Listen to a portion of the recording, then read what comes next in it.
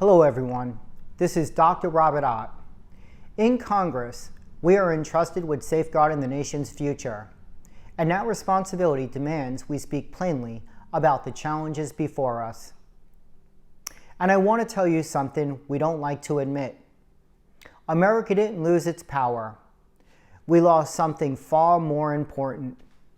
We lost the art of diplomacy. For decades after the Cold War, we believed technology could do the talking for us.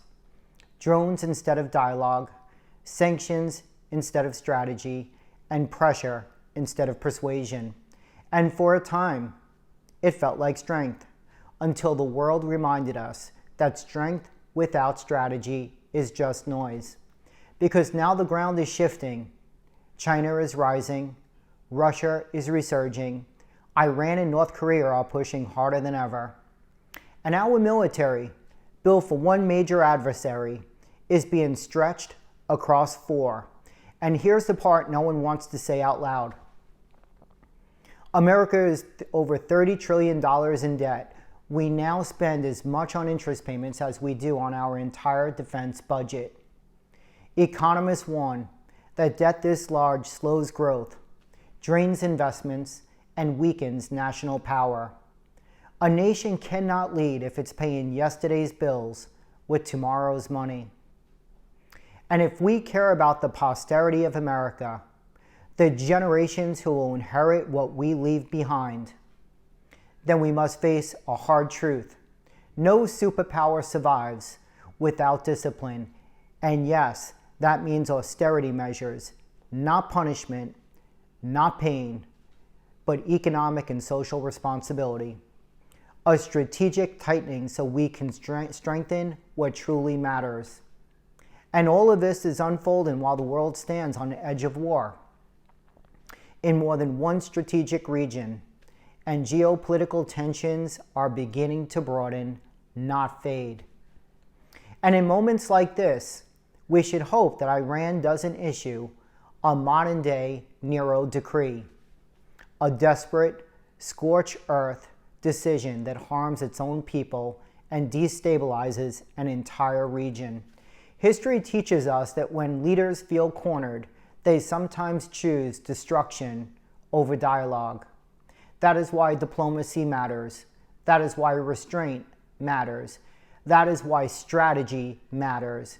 These are the moments when great nations face a choice: escalate or negotiate to end human suffering.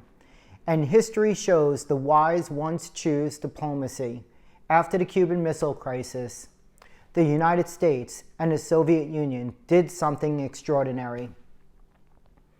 They stepped back from the brink, not with bombs, with diplomacy, treaties, back-channel communications, talks that prevented a war no one could win. The world called it détente, a deliberate cooling of tensions, not surrender, not softness, a strategic pause that kept humanity alive. Détente was not weakness, it was survival, it was strategy, it was statesmanship. And today we need our own version of détente, not with one rival, but with the world heating up on every front.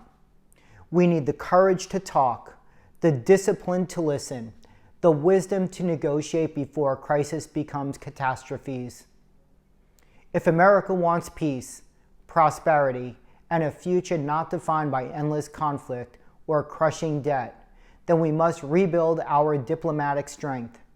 Invest in diplomats, not just weapons. Negotiate from clarity, not arrogance, and restore the lost art of diplomacy before the world forces our hand. And remember, real diplomacy begins in our own households. Let's create the conditions for a new American détente, one that starts at home, strengthens our communities, and ripples outward to the four corners of the earth. Thank you for taking a moment to listen to me. If you share this vision, I invite you to subscribe to the channel and support this work so I can serve this congressional district. Remember, no donation is too small Every bit moves this mission forward. Thank you.